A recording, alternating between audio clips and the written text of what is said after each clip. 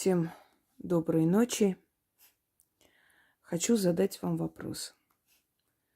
Вы когда-нибудь слышали слово тотем? И наверняка вам в голову приходят сразу духи-хранители рода, родоначальники рода, которые могут принять обличие животных, птиц, насекомых, пресмыкающихся или мифических каких-то созданий. Однако это не совсем правильно, потому что тотем – личный дух-хранитель, или тот, кто повторяет твою судьбу, или чью судьбу повторяешь ты. Тотем может быть и у человека, лично у человека тотем. Не тотем рода, или тотем семьи, или тотем крови еще называют, а личный тотем, его хранитель, который может воплотиться в неком предмете культа, в неком предмете или артефакте, который напоминает человека или не напоминает человека. Сейчас я хочу вам подарить ритуал «Тотемная кукла». Тотемы, терафимы, фамильяры. Они, конечно, имеют некоторую разную функцию, но, в принципе, их объединяет одно. Это воплощенные в определенные предметы духи, которые приходят на помощь. На помощь простому человеку, на помощь ведьме и прочее. Тотемы оберегают и домашний скот, поэтому возле многих, скажем так, отдельных помещений животных, например, вешали определенную куклу с заговором, который должен был охранять скот от воров, от всяких проблем, от болезней и прочее. Прежде чем мы с вами перейдем к ритуалу, к заговору, хочу вам рассказать одну историю. Друзья Пушкина, зная его любвеобильность, были весьма удивлены, когда узнали, что он просто без ума и без памяти влюблен в Наталью Гончарову. Она была первая красавица Петербурга. Насколько помню, Петербурга, да, не Москвы. Или Москвы, или и Петербурга, и Москвы. Они участвовали в разных балах. В нее были влюблены многие, даже сам император. И зря ее считают легкомысленной и красивой куклой. Она была очень разумная, очень любящая, достойная женщина. И после смерти поэта долгое время по нему горевала и вышла замуж только тогда. По-моему, генерал Радищев был ее второй муж. Когда это друг Пушкина, когда поняла, что этот человек будет заботиться о ее детях. Так что зря ее, конечно, нарекли такой вертихвосткой. Трагедия в их семье случилась именно из-за зависти людей. Не могли пережить успех Пушкина. Но, впрочем, сейчас речь не об этом. Так вот, узнав об их любви, об их романе, узнав о том, что все-таки Пушкин добился у родителей Натальи, а в частности у матери Натальи, которую, по-моему, также и звали Наталья, добившись ее руки, они были очень рады за своего друга, что он наконец-то остепенился, создает семью, и подарили им 2 кукол, изображающих Пушкина и Наталью. И эти куклы, копия Пушкина и Натальи, у них находились дома. И как-то один из друзей, который очень любил путешествовать, ездить в Африку, увлекался оккультизмом, магией, шаманизмом, он посоветовал рядом с этими куклами всегда класть деньги, чтобы в их семье всегда был достаток.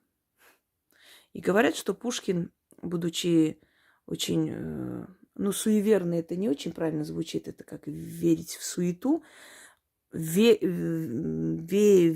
в такие приметы человек, он, собственно говоря, это делал.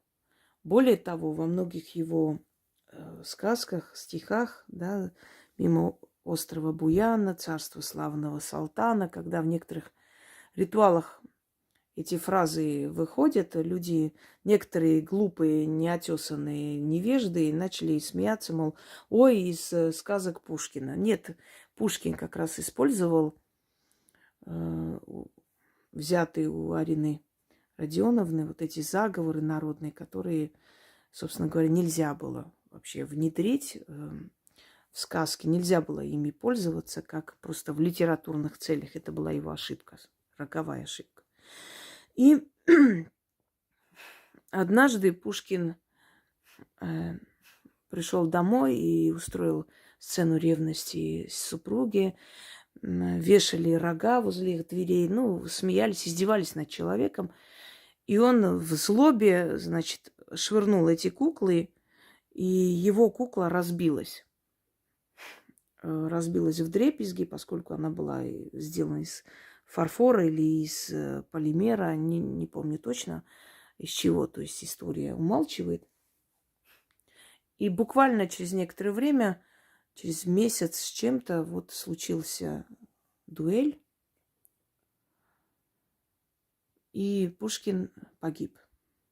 Теперь, вот по совету друга, быть может, он еще что-то там делал, читал, мы не можем знать. Но по совету друга он эту куклу я, да, куклу Пушкин для него, куклу Александр, он сделал по неволе или по желанию собственному, или научили, что нужно делать. Он превратил эту куклу в тотем свое второе я.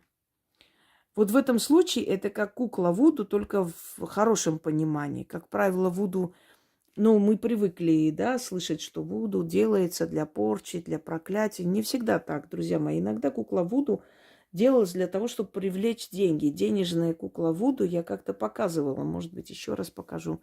Потому что те каналы, архивы куда-то делись, некоторые работы. Кукла Вуду в хорошем понимании. Ваша копия или хотя бы 70% похожа на вас кукла, которую вы оживляете, даете ей свое имя. Один раз проводится этот ритуал, 3 ночи кряду. Опять же, кроме выходных, потому что в выходных нехорошая энергия. 3 ночи кряду. Вот солнце село, вы садитесь, окружайте ее роскошью, роскошными, значит, украшения свои. Можете положить рядом там шубу, какие-то предметы роскоши, иные красивые предметы. Здесь свечи не нужны. И нарекаете ее, то есть называйте ее своим именем. Читать нужно 13 раз, 3 ночи кряду этот заговор. После чего в эту куклу вселяется некая сила, которая повторяет, как бы сказать, вот все, что вы делаете для этой куклы, приходит в вашу жизнь. Есть ли здесь опасность, если тотемная кукла куда-нибудь денется? Вот если бы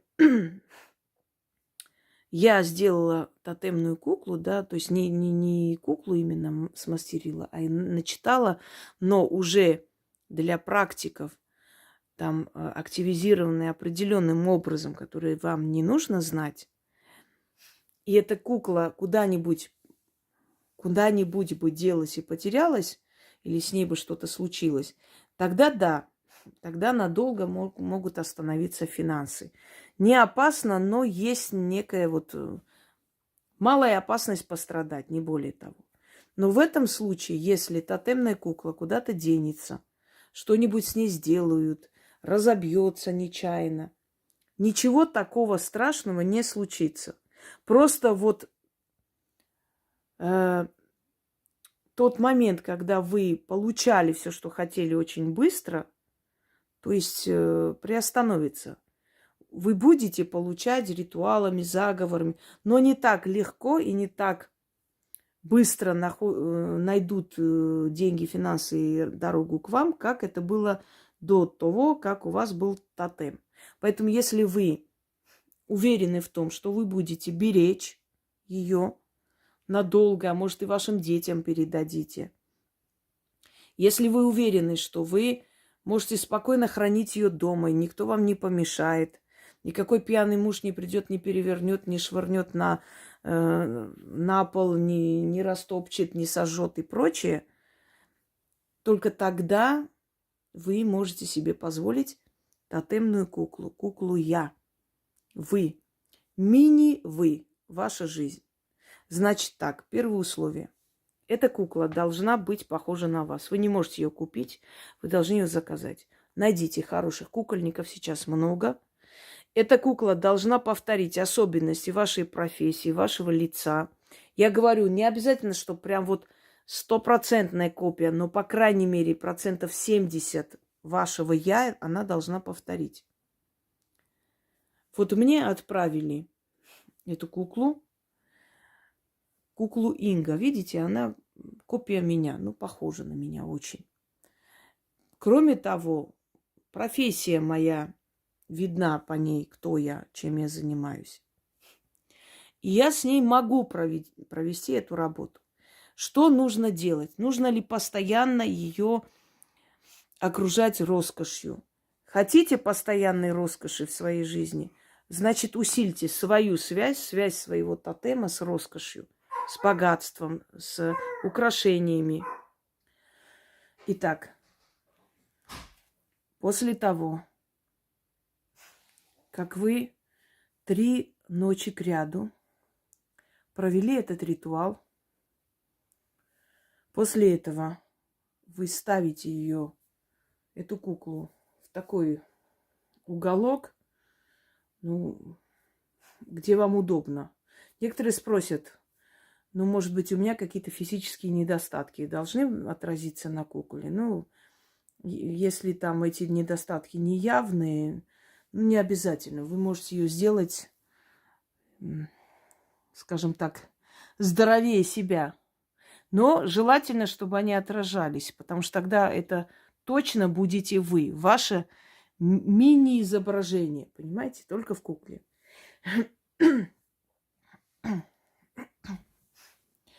Иногда кладите ей под ноги деньги, можете украшать ее, это по желанию. Но как она работает? Во-первых, эта кукла вас оберегает, потому что она – это вы. Вы – это она. Песню вспомнила. Я – это ты – это я. Ну, почти как. Именно так. Она – это вы. Это ваше маленькое я. И поэтому украшайте эту куклу. Можете говорить ей приятные слова, что хотелось бы, чтобы в вашей жизни так было, скажем так. Можете надеть на нее ваши украшения и попросить ее, чтобы вам подарили это украшение, или чтобы вы смогли приобрести какое-либо украшение, что вам очень хочется вот украшение, описывать, что вы хотите, каким образом, и попросить ее перетянуть вашу жизнь или дать вам возможность заработать те деньги, которые вам позволят эти украшения приобрести. Можно ли в одном доме хранить тотемные куклы, фортуну, камни, прочие атрибуты магии? Конечно, да, они взаимообогащают друг друга. Они усиливают друг друга, но никак не мешают, потому что это духи, это силы. Именно вера в духов помогла многим людям издревле и в более там средневековый период выживать в самые страшные века человеческой истории. Итак, это ваше «я». Что бы вы хотели, чтобы у вас было? Вы хотите золото? побольше. Надевайте на нее золотые украшения, положите под ноги доллары, рубли, там, деньги. Хотите ей отдельный алтарь уделите, своей я.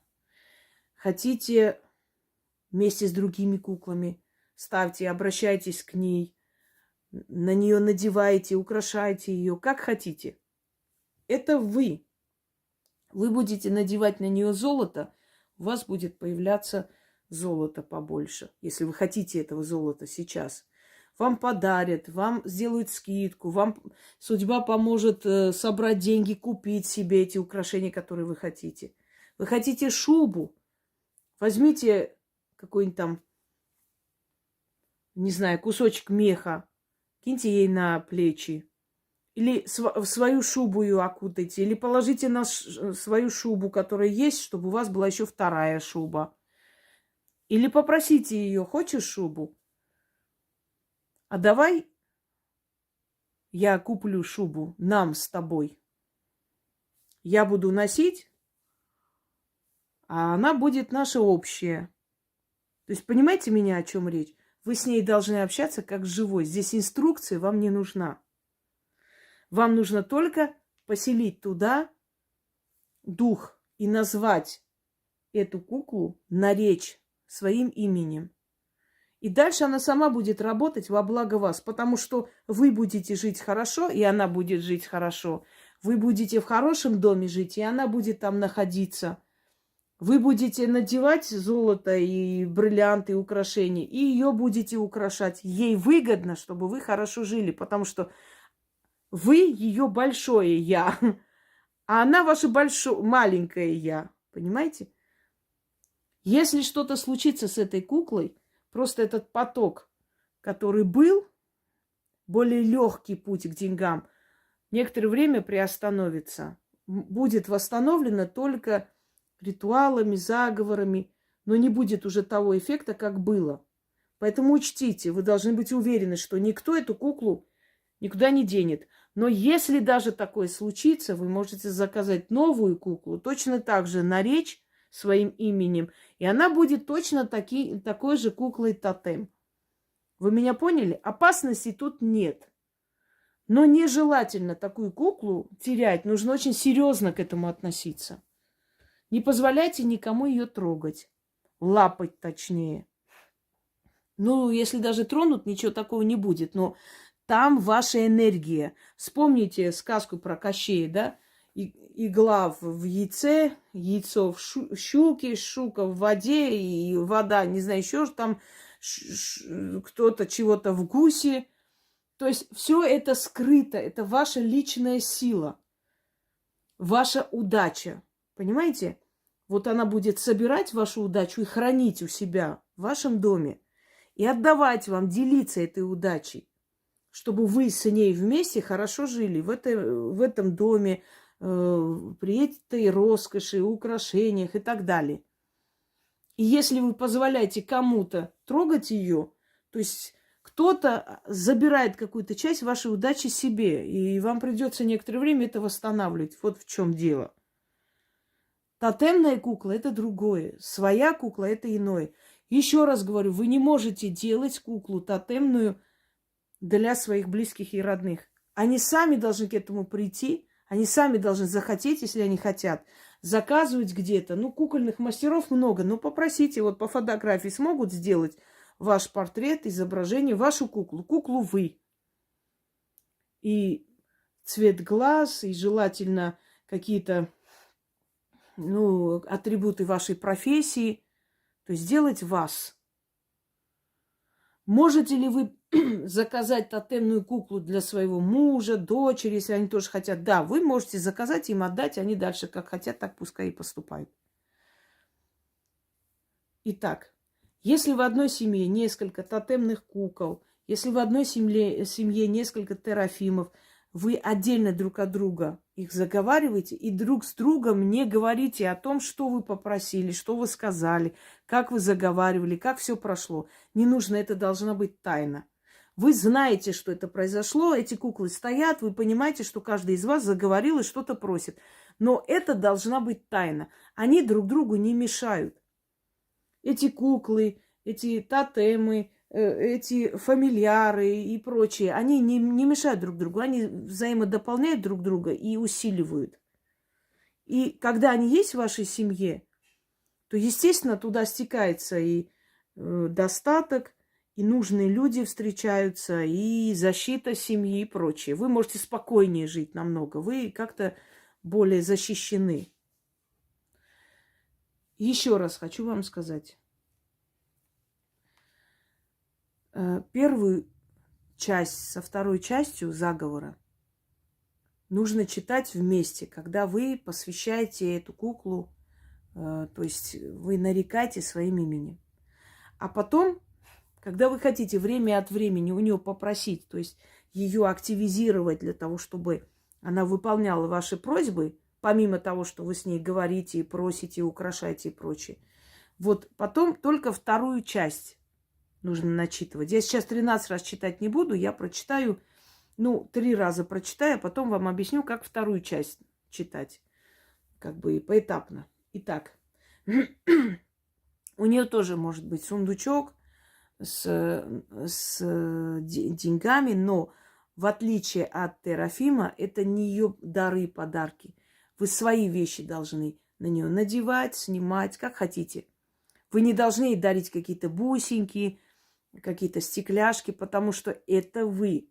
Вы сами себе не должны дарить дешевые вещи, чтобы в вашу жизнь не дешевизна притянулась, а богатство. Понимаете?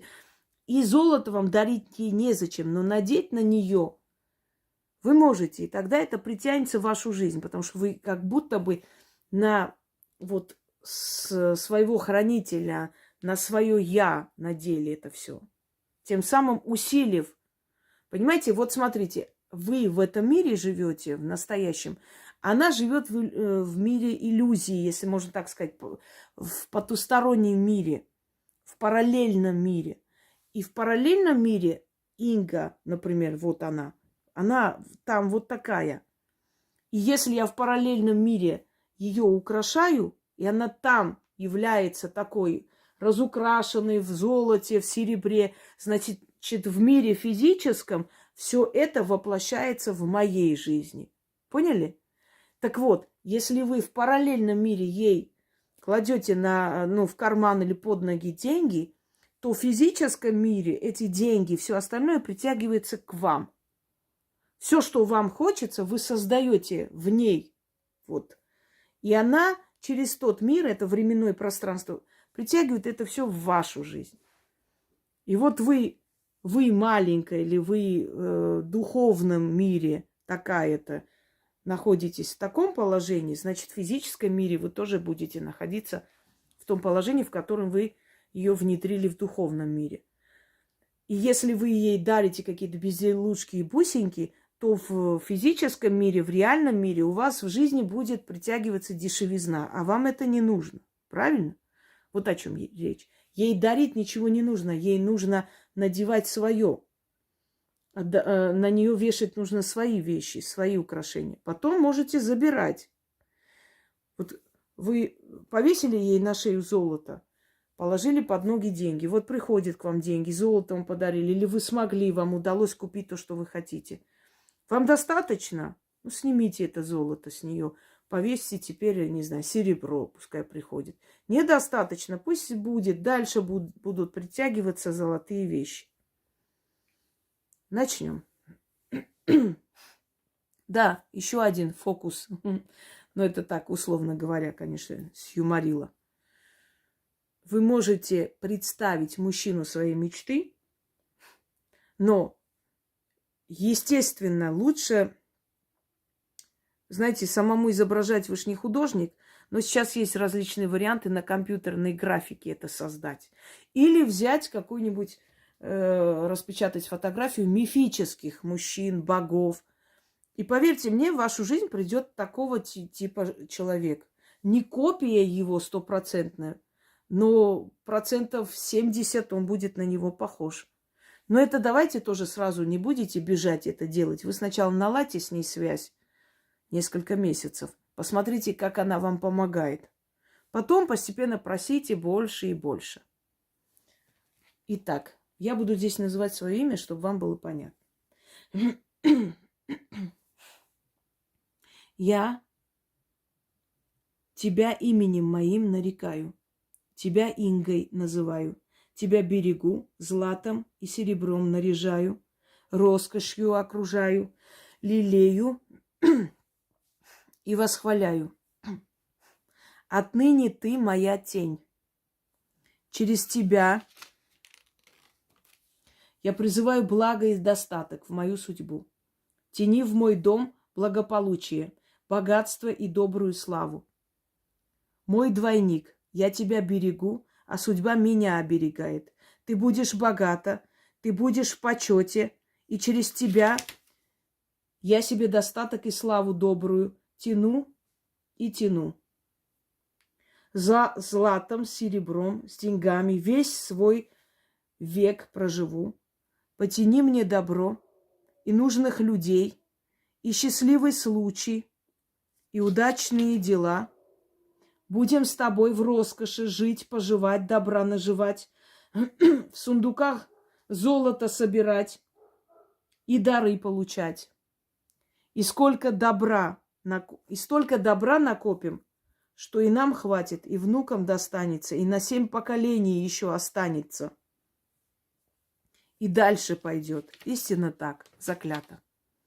Еще раз читаю и третий раз просто объясню, как вторую часть нужно будет читать.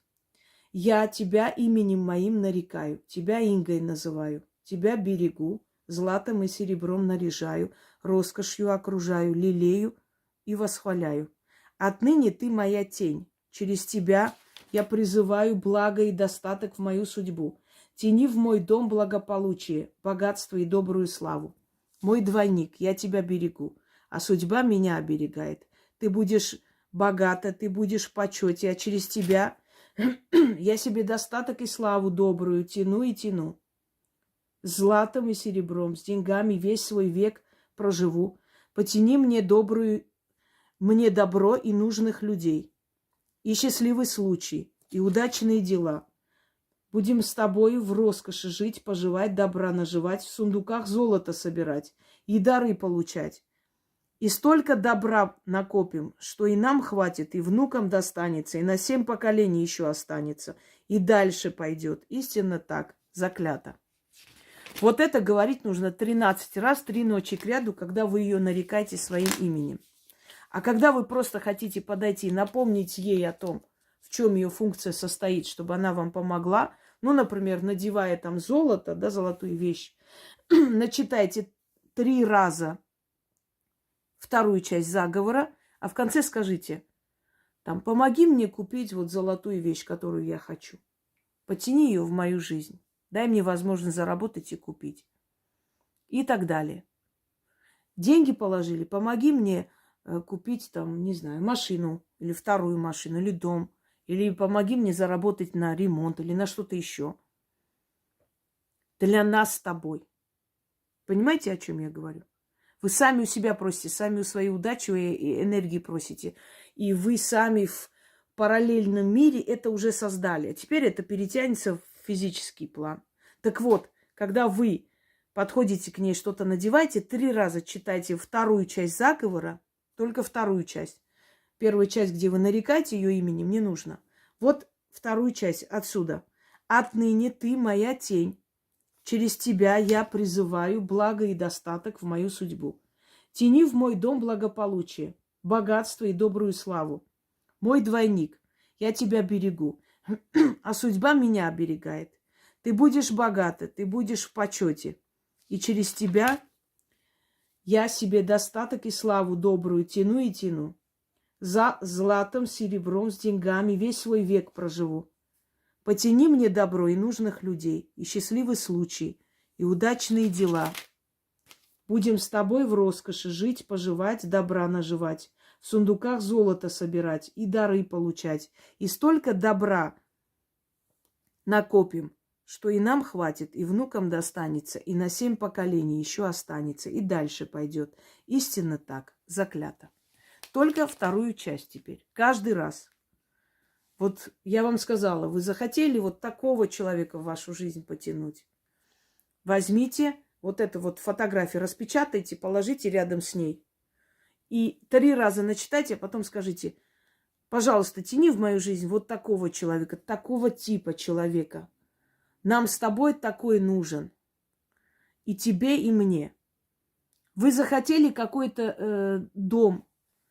Вы можете и класть деньги, и попросить, и сказать, для чего это вам нужно. А можете распечатать вот это вот изображение примерно того дома, который вам очень хочется получить, и рядом с ней поставить в рамочку. И через некоторое время в вашей жизни появится очень похожий дом. Почему? Потому что вы сами себе тянете, то есть ваше второе я потянет в вашу жизнь этот дом. И при этом не забудьте ей сказать, что в этом доме мы с тобой будем жить еще лучше. И у тебя будет своя комната, свой угол, еще краше. Стимулируйте духов. Для чего вы хотите, чтобы они исполнили ваши желания. Хотя этот дух, это ваше второе я, оно сотканное с вашей энергией, но в любом случае это тоже некая сущность, которая приходит и становится, оборачивается в вашей сущности. То есть она берет вашу часть энергии, схожесть с вами и вселяется в эту куклу, чтобы вам помогать. Всем удачи и всех благ.